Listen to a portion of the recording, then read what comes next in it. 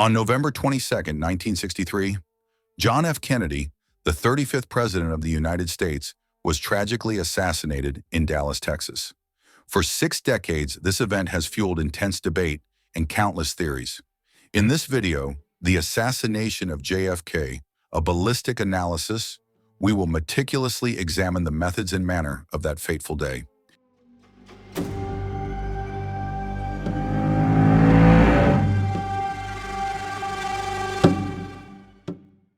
More than half of those polled over the past 60 years believe Kennedy's death was the result of a conspiracy involving more than one assassin. Suspects have ranged from the Cuban government and parts of the American military to the Russians, the mafia, the politically extreme right wing, and even the military-industrial complex. The official investigation into Kennedy's death was undertaken by the Warren Commission, led by Chief Justice Earl Warren, and appointed by President Lyndon B. Johnson, himself surprisingly considered a suspect by some. The commission spent months compiling 26 volumes of testimony and an 800-page summary report. Yet at least 50% of the public considers the Warren Commission report contrived, despite less than 10% having read any significant portion of it. This assassination has been dubbed the crime of the century, inspiring enough opinion books to fill a public library. Almost every aspect has been scrutinized by investigative reporters, lawyers, self-styled detectives, and former federal officials. Many, if not most, base their opinions on Oliver Stone's movie JFK. Stone himself admitted to filling factual gaps with beliefs from Jim Marrs and James Garrison's book, On the Trail of the Assassins.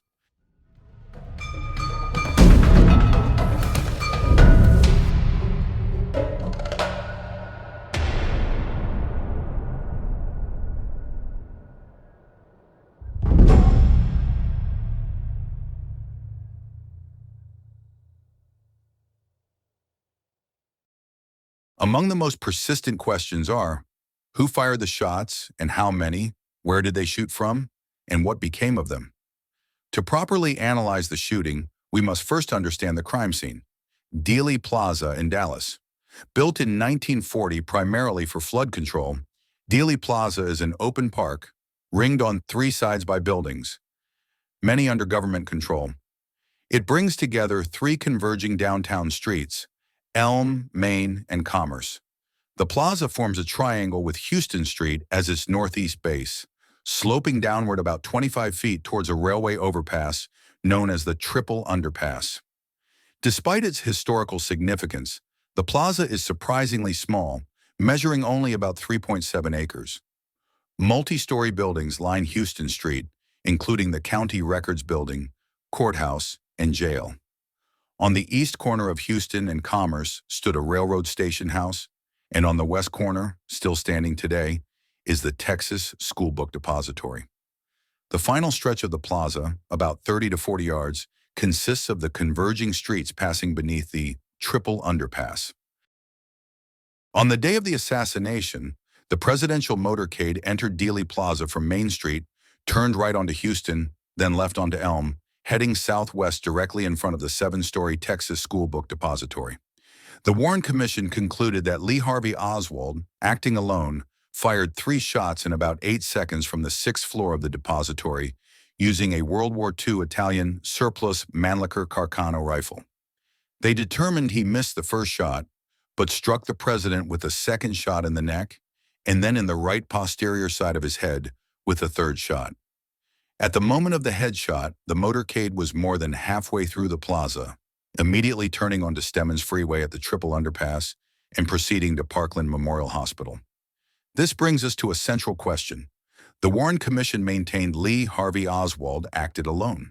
The first question raised was, could Oswald, with a bolt-action surplus Italian rifle, have fired 3 and perhaps 4 shots in just over 8 seconds? If, as most research indicates, there were only 3 shots, the answer is a resounding yes.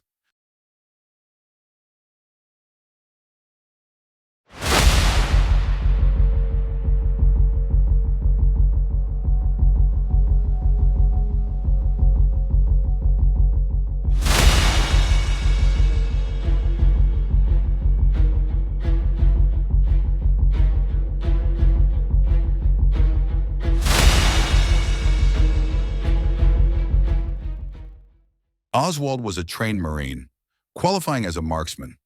Furthermore, all shots were from less than 90 yards, and the timing of the shooting doesn't begin until the first shot is fired.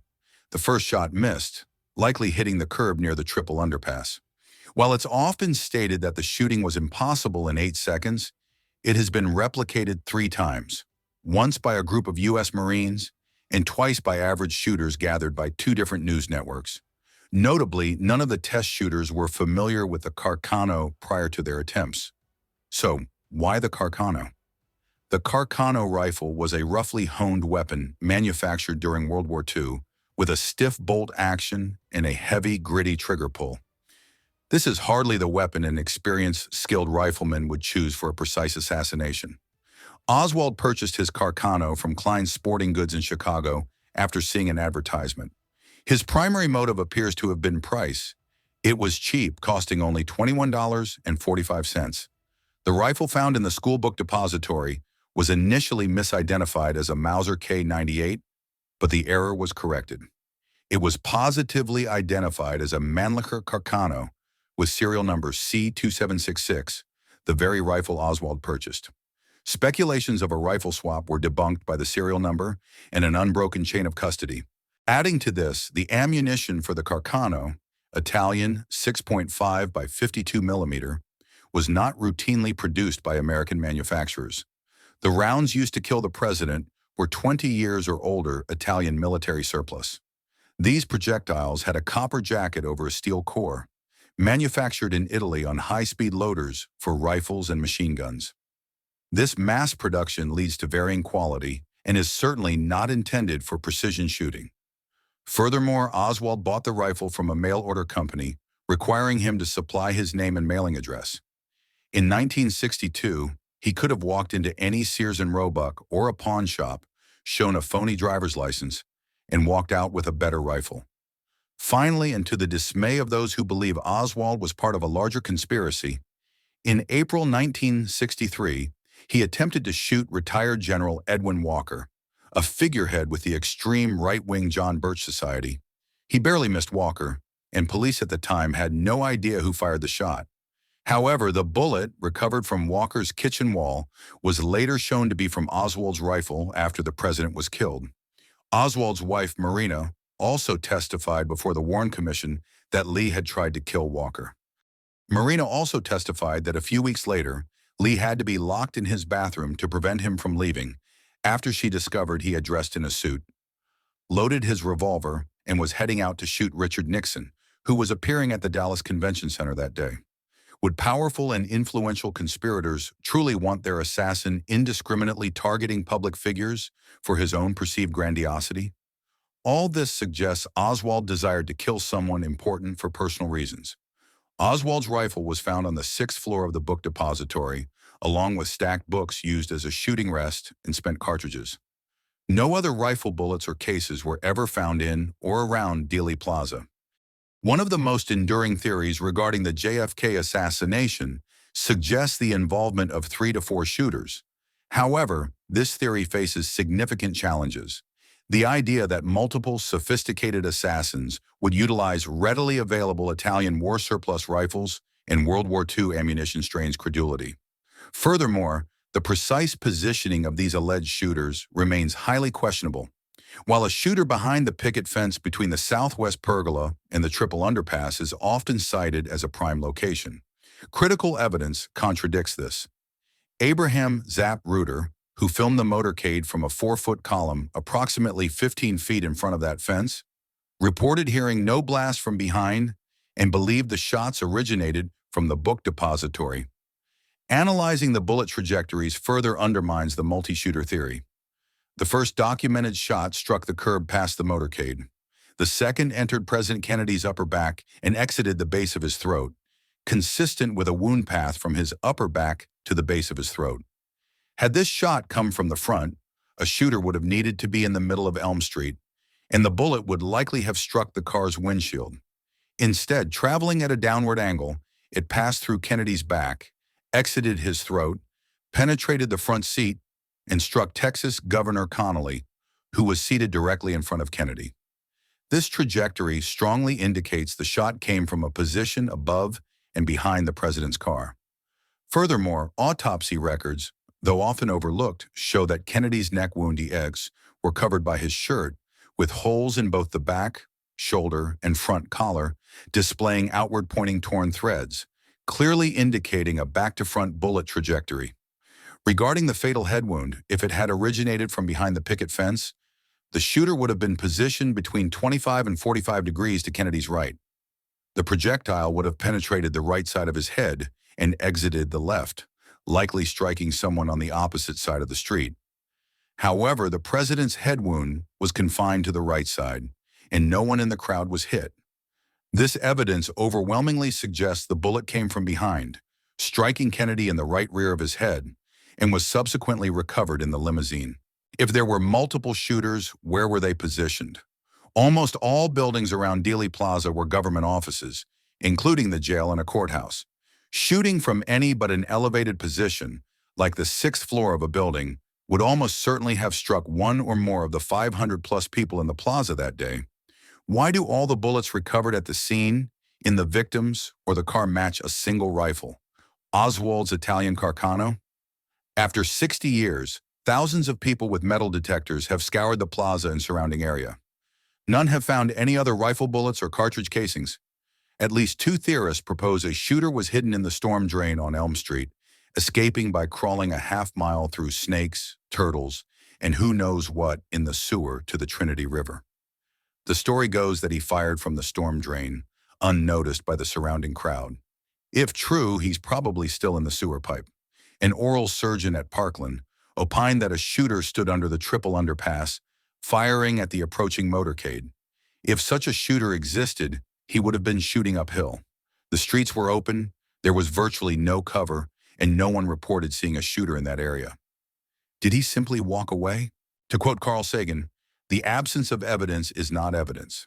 True, but it seems unlikely there were any shooters positioned in any government building surrounding the plaza, including the county courthouse, the county records building, or the county jail.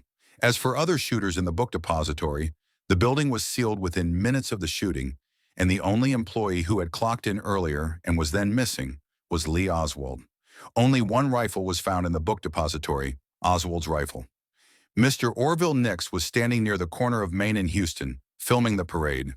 Unfortunately, Nix used film designed for indoor use, resulting in somewhat dark images.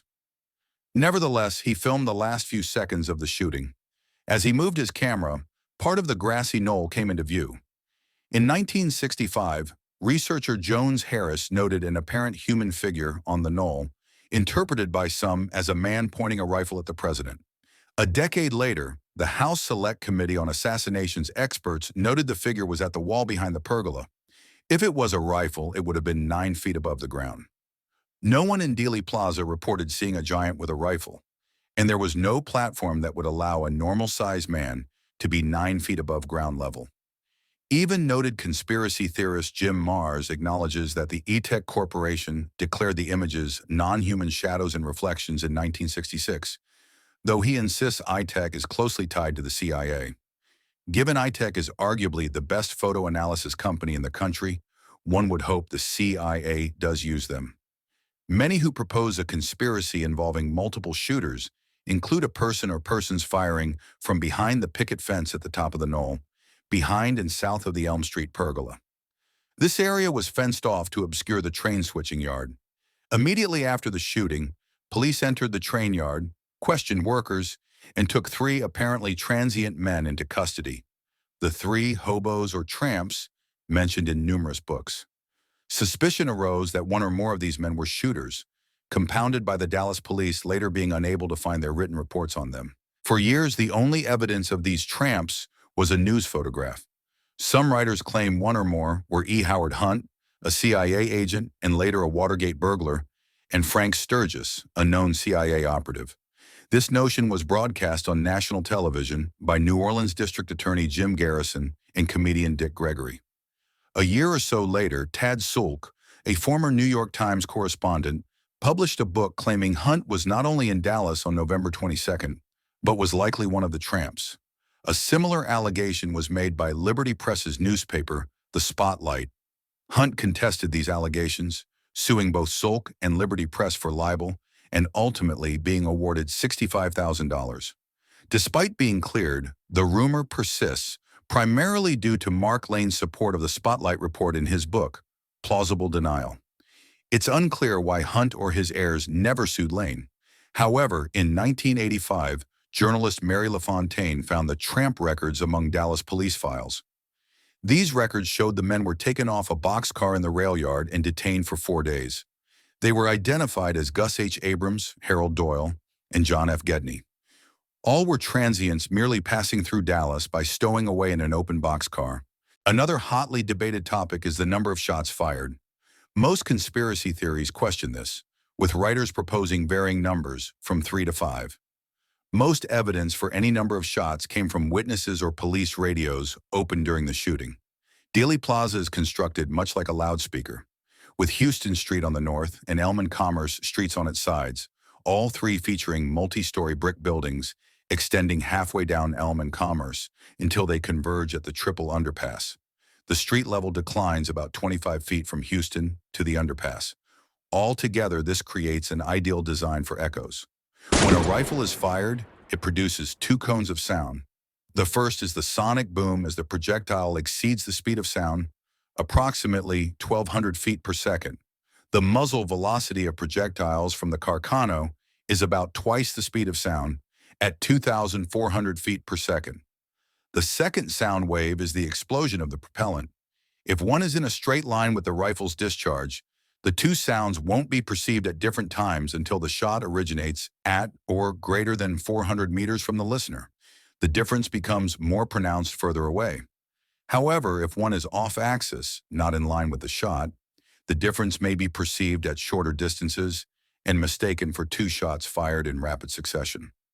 In 1967, 190 people present in Dealey Plaza at the time of the assassination were asked where they thought the shots originated. 125, or 2/3, were uncertain, and some were even unsure about the number of shots. Of the remaining third who expressed an opinion, 50% identified the area of the triple underpass, and 40% identified the book depository. Only 4 people, a mere 2%, indicated that the shots came from more than one direction. 132 persons testified to the Warren Commission that they heard only 3 shots. A handful said they heard only 2 shots. The idea that 4 shots were fired is largely an invention or speculation, unsupported by hard evidence or sworn testimony. The shape of Dealey Plaza and the hard surfaces that surround the triangular shape would be expected to produce substantial echoes and confusion as to the point of origin, and even the number of gunshots. In conclusion, based on ballistic analysis and available evidence, President Kennedy was killed by 2 shots fired from a single M91/38 Italian military surplus Carcano rifle belonging to Lee Harvey Oswald. Oswald had previously tried to kill General Edwin Walker with the same rifle. No other rifles, cartridges, or projectiles were found among the victims or in Dealey Plaza. The rifle and surplus ammunition were not the type one would expect an experienced or trained assassin to use. When failure is not an option, professionals use professional tools. There is no substantial evidence indicating there was more than one shooter. The president was essentially facing forward when shot, as shown in the Zapruder film. The president's wounds, both neck and head, were confined to the right of the midline. A projectile from a high-power rifle fired from a point more than 10 to 15 degrees to the right or left of the president would be expected to exit on the opposite side, crossing the midline. The angle of the neck and head wounds indicate the shots came from behind and above the president, specifically an upper floor of the Texas School Book Depository.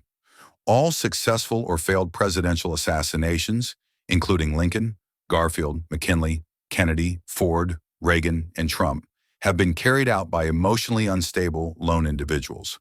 There is no substantial evidence, including that recently released by the U.S. government, which indicates that any group or organization conspired or colluded to carry out any of the attempted or successful presidential assassinations.